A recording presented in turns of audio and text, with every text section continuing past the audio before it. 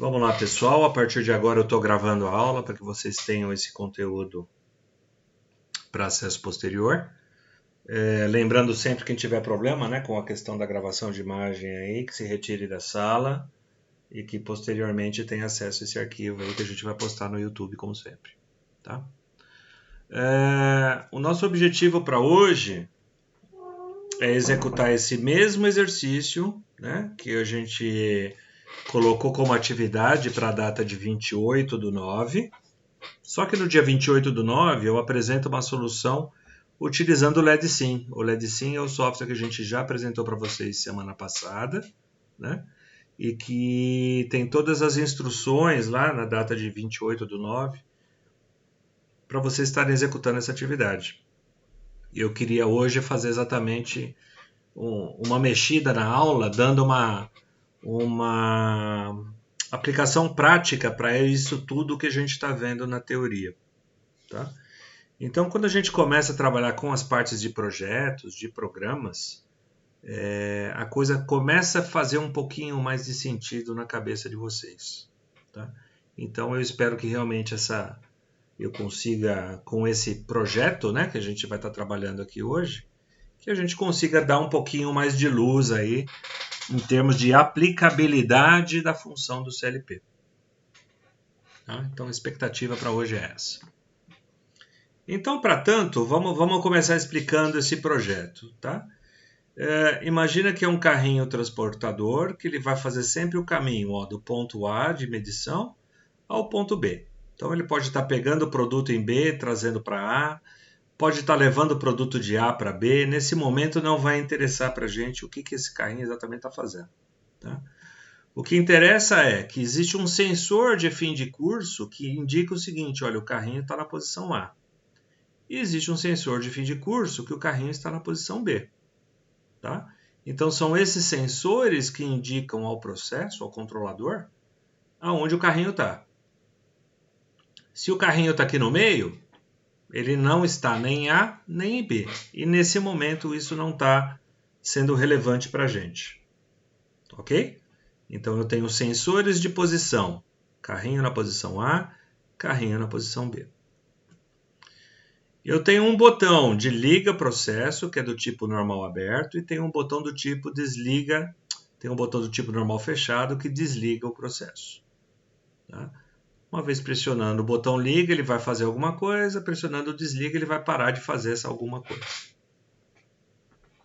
Fato é, o carrinho estando na posição A e eu pressionando o botão de liga, eu quero que esse carro avance até a posição B.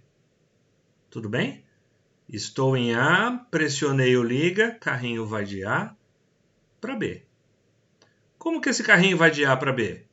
Acionando o contator K1. K1 é o contator de avanço desse processo. Pressionei B1, estou em A, ligo o contator K1 para avançar o carro. Até aqui tudo bem?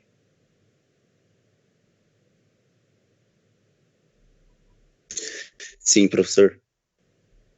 Tranquilo? Podemos seguir? Então, esse Sim, botão mestre, 1 aqui seguir. é o botão de start, né? O botão liga é o botão de start. Vai fazer com que o carrinho chegue na posição B. Chegando na posição B, o que eu tenho que fazer nesse controle? Primeira coisa que eu tenho que fazer, desligar o avanço. Uma vez que eu desliguei o avanço, eu inicio o recuo. Quem que garante que o carrinho vá da posição B para a posição A? O acionamento do contator K2. Se eu tenho um contator K1 que avança, um contator K2 que recua, se eu estou falando de contator, eu estou falando de motor elétrico. Se eu estou falando de motor elétrico, como é que a gente faz a reversão de um motor elétrico em corrente alternada mesmo, trifásico? Vocês lembram dessa aula de comandos?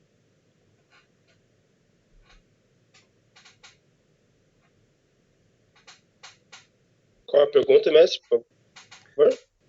Inversão de rotação de motor elétrico trifásico. Inverte as inverto fases, né, duas mestre? Pra ele fases. retornar, né? Ah, RST eu ah, faço virar STR. Eu tenho que fazer a inversão de duas das fases existentes para que haja alternância na rotação do motor. Ok?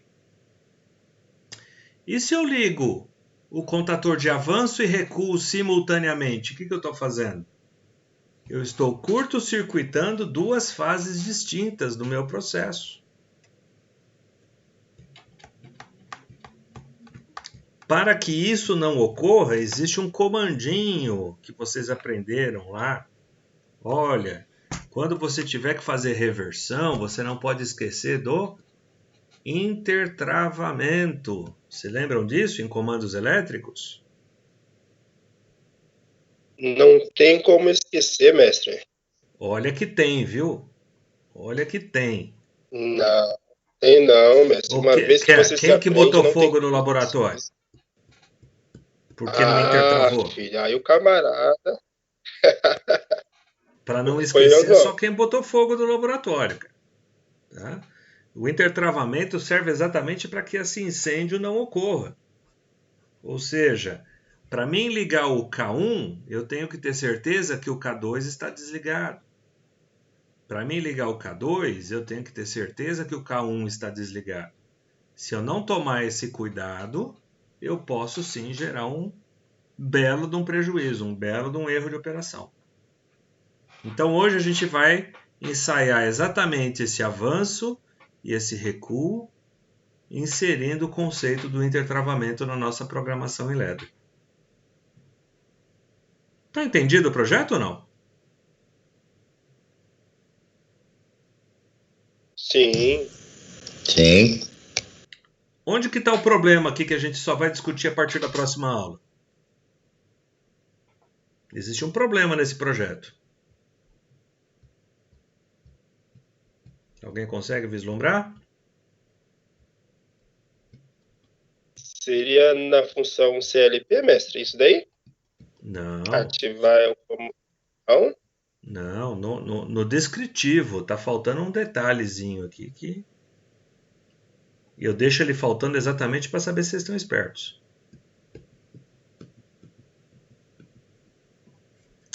Vamos lá, pessoal. Botão liga, faz O ele tipo de avançar. K1 e K2? Oi, Jonathan, desculpa. O tipo de K1 e K2? O contator, né? É um dispositivo de saída. Eu posso ter tipo na saída? Não, se ele está aberto, esse contator queimou, joga no lixo. Se ele está fechado em curto, também não serve, joga no lixo.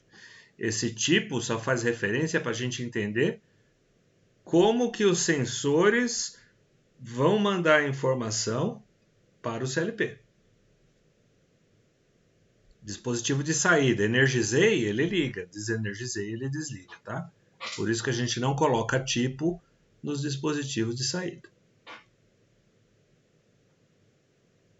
Mas bem observado, né? A gente ia falar sobre isso daqui a pouco, mas bem observado.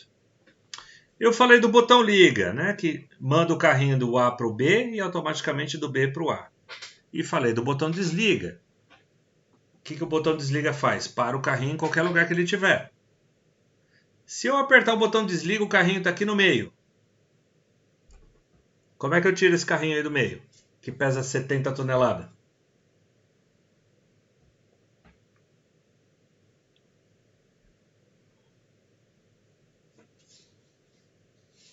Tá vendo como tem um furo?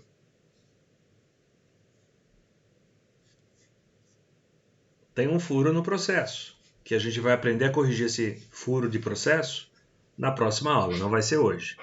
Mas esse problema existe, né? E um operador ia fazer o quê? Ah, professor, eu venho com um sensorzinho aqui, uma pecinha de ferro, se for um sensor indutivo, ou venho com a mão, se for um sensor óptico, finjo que o carrinho está em A e pressiono liga. Tá? O operador vai resolver desse jeito. Tá, mas e se esse sensor está num local de difícil acesso? Se esse sensor está no meio da fornalha da aciaria? Você não vai poder botar a mão lá no meio.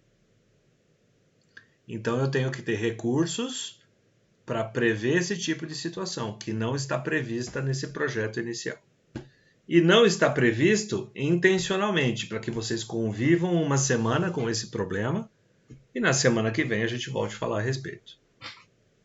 Tudo bem? Conseguiram enxergar essa falha de processo que existe nesse momento? Sim.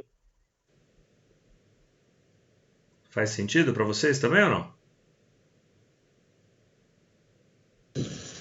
Faz sim.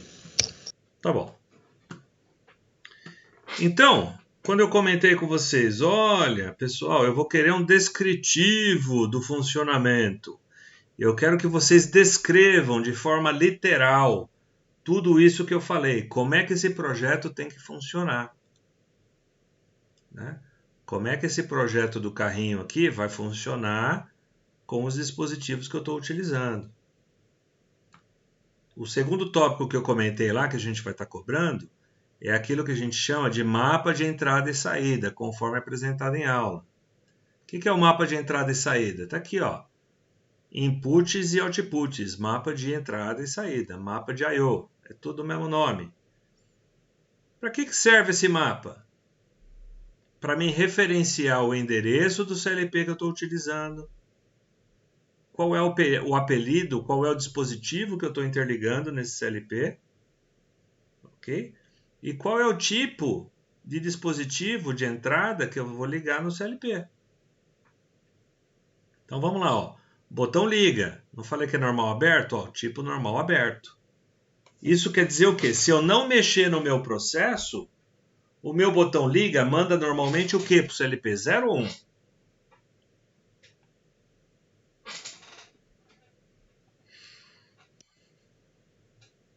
Se eu só Zero, né, energizar professor? o quadro elétrico, uma chave normal Manda aberta zero. manda o quê para o CLP?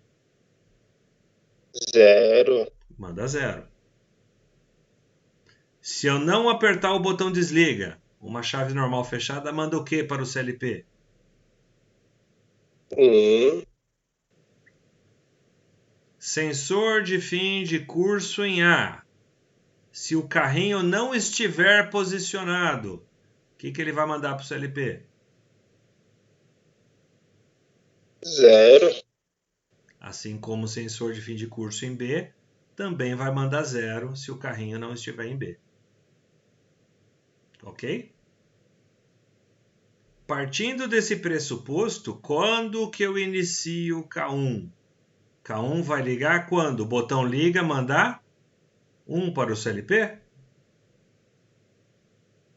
Botão Sim. desliga, estiver mandando 1 para o CLP, porque eu não acionei o botão desliga? Sensor de fim de curso tem que mandar o que para o CLP para me ligar esse processo?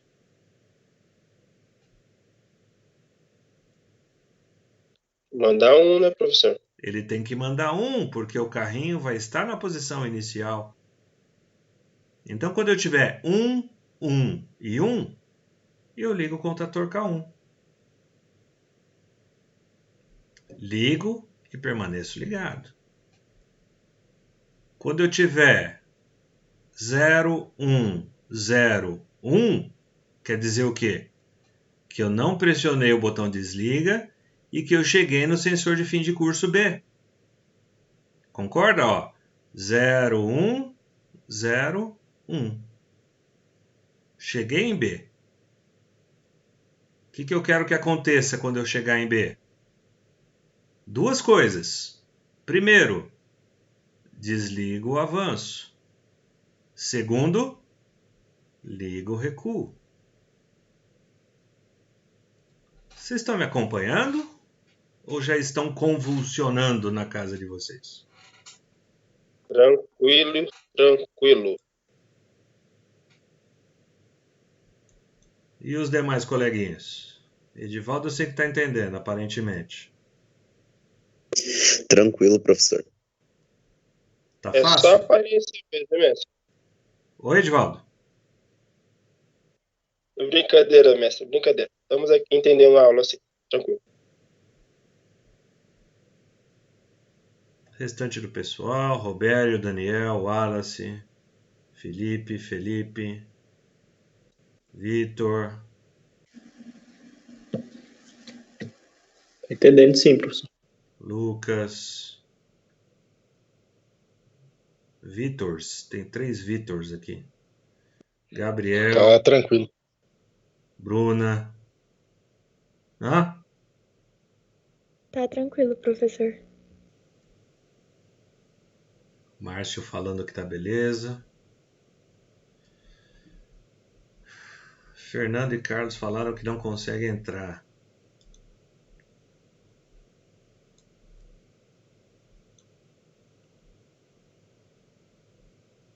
Fernando e Carlos.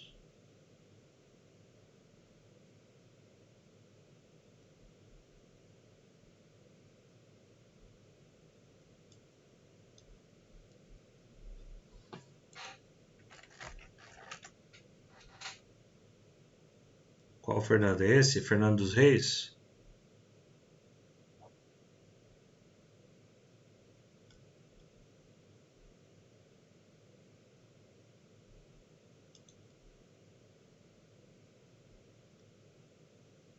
Jonathan. Senhores, não dá, cara. Eu não posso parar a aula por conta disso. Esses alunos têm que correr atrás.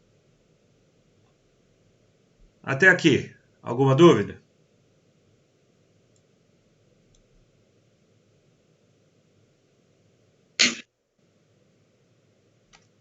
Por enquanto não, professor. Então vamos lá.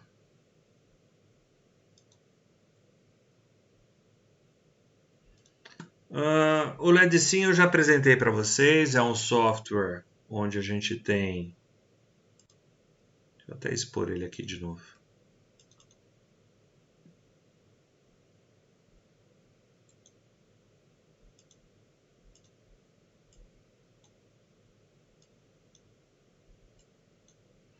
No mesmo software eu tenho a tela de programação e a tela de simulação, correto?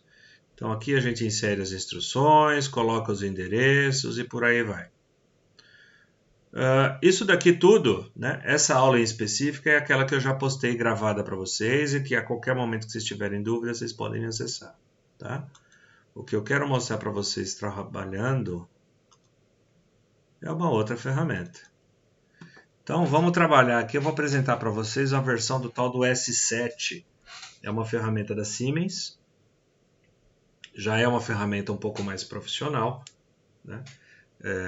Tem alguns detalhes a mais aqui no caso, mas não vem muito ao caso aqui o explicar da ferramenta em si. Tá? É algo que qualquer cursinho de YouTube você vai aprender a estar manuseando ela. O meu objetivo de mostrar essa ferramenta é a inserção de arquivos no programa. Vocês vão perceber que é a mesma coisa. O endereçamento, vocês vão perceber que é a mesma coisa. E a simulação, vocês vão perceber que é a mesma coisa. Onde que vai ter a diferença aqui? Um dos pontos é aqui, tá? Como é que eu sei se a ferramenta ela é um pouquinho mais profissional ou não? Cada uma dessas linhas, pessoal, é um modelo de CPU diferente do fabricante em questão. Tá, ó, 1, 2, 3, 4, 5, 6, 7, 8, 9, 10, 11, 12, 13, 14, 15, 16, 17, 18, 19. 19 CPUs, 19 modelos de CLPs distintos que você pode estar utilizando com esse software de programação, a família 300 e a família 400. Vamos imaginar que é essa CPU aqui que eu vou ter que trabalhar. Então eu seleciono ela, vou para o próximo. Um outro detalhe que esse fabricante específico tem de diferente é ele trabalha com N bancos de memória do usuário. Cada um desses OBs aqui refere-se a uma memória de usuário diferente, que cada um você pode fazer aí processos complementares, trabalhar com aquilo que a gente chama de interrupção. Caso haja alguma falha, execute tal coisa, olha lá, ó, interrupção por hardware, N interrupções, né?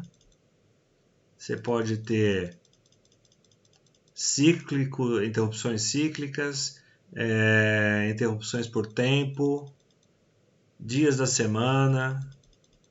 Diversas formas você pode estar trabalhando aqui com programas distintos. O que é trabalhar com uma interrupção? Caso ocorra uma falha no bico injetor, o que eu faço?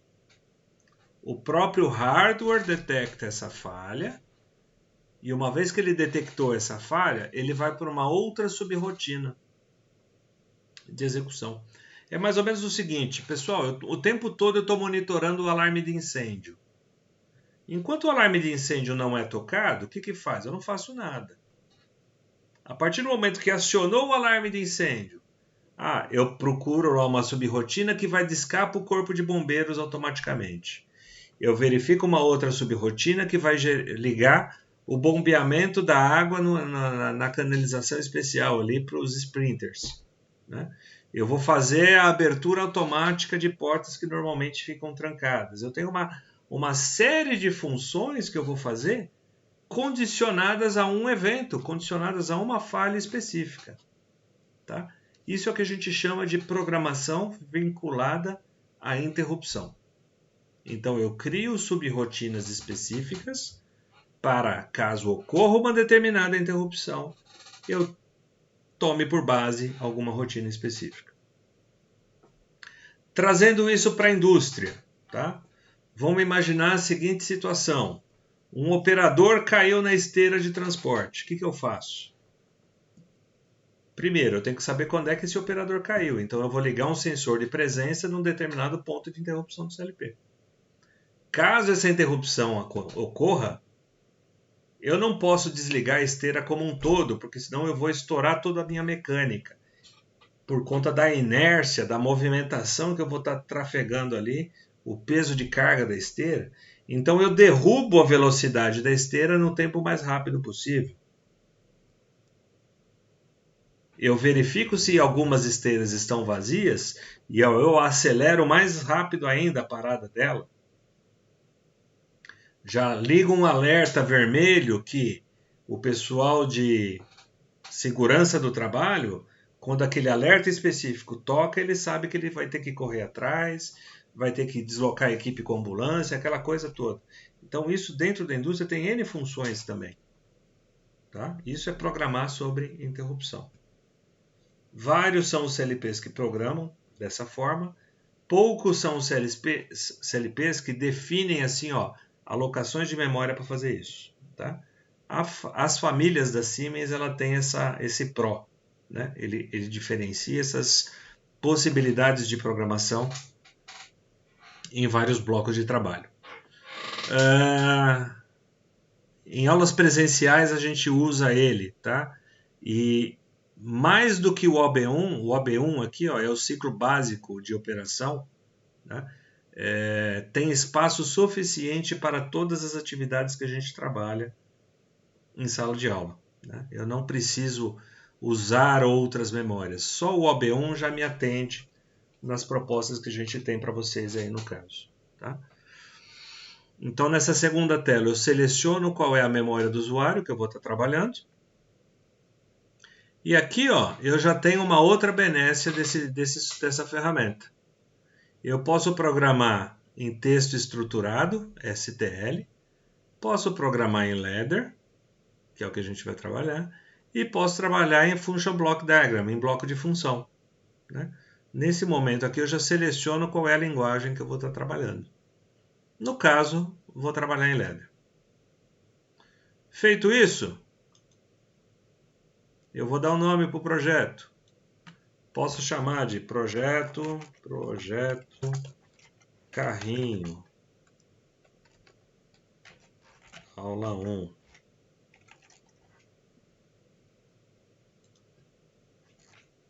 Só que eu acho que como esse software é antigo, ele não vai aceitar esse tamanho de nome. Vamos ver se ele vai aceitar. Aceitou esse tamanho de nome. Então tá aqui, projeto carrinho, aula 1.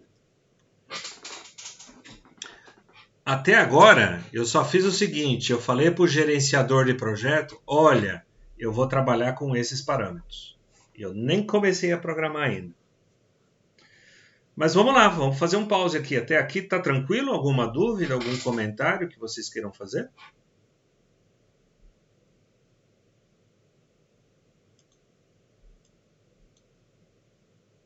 Tudo bem, senhores?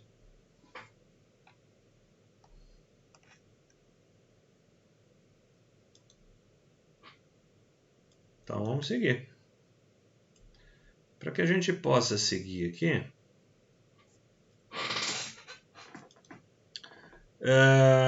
como é que essa ferramenta funciona? Eu primeiro seleciono o hardware, eu configuro o hardware que eu estou utilizando.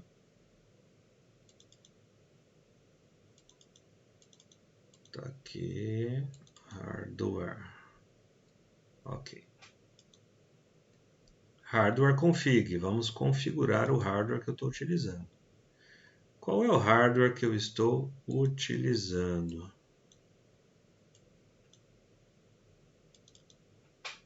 É esse aqui.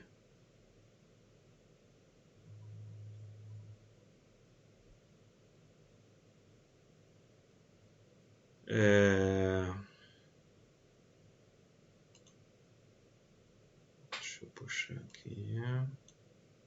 CPU 312. Quem que é a CPU 312? É uma CPU com 16 KB de memória de trabalho. Para quem lembra daquela aula de hardware que a gente falou para vocês, ela roda 1000 instruções em 0,2 milissegundos. Tem 10 entradas digitais e 6 saídas digitais. Então aqui você tem todo o descritivo de quem é essa CPU. Você pode dar um nome para ela, definir parâmetros de inicialização, ciclo de memória, memória retentiva. O que vem a ser memória retentiva? Você habilita memórias de imagem que quando eu desligo o CLP e volto a ligar, ele não perde o conteúdo. Então são formas de você trabalhar também com esse conteúdo. Tá? Então isso daqui também pode ser usado. Dentre outras, tá? Isso aqui a gente entra mais num curso avançado, que não é o caso, não é nossa intenção, tá? Mas para quem tiver interesse, é por aqui que você altera os parâmetros da CPU. Só mais um detalhe importante, lembra que a gente falou do bit e do byte da memória imagem? Ele vem com o byte padrão 124 para as entradas e 124 para as saídas. Então, se eu quiser usar da configuração de fábrica a primeira entrada digital, eu vou digitar o ID input 124.0. Só que dá um trabalhão, eu quero padronizar a minha informação com o byte 0 para a entrada e o byte 0 para a saída. Então agora, ó, eu posso trabalhar com o 0.0, 0.1, 0.2, porque eu fiz a alteração dos bytes de entrada e de saída que eu vou estar utilizando.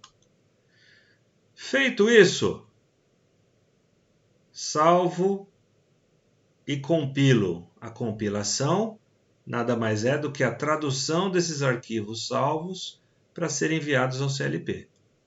Salvei e compilei. Rápido assim. Configurei meu hardware. Agora eu vou para o meu bloco de programação. Olha lá, nos blocos eu vou no OB1. E aí me aparece o OB1.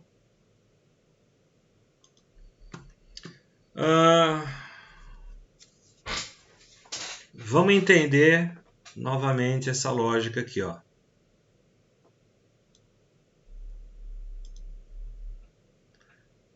Eu preciso ligar o cotator K1 quando pressionar o botão liga, não tiver o botão desliga pressionado, estiver na posição A. Foi isso que a gente discutiu, certo? Usando o endereço 0, 1 e 5. Então vamos lá. Seleciono o network. Endereço 0, botão liga.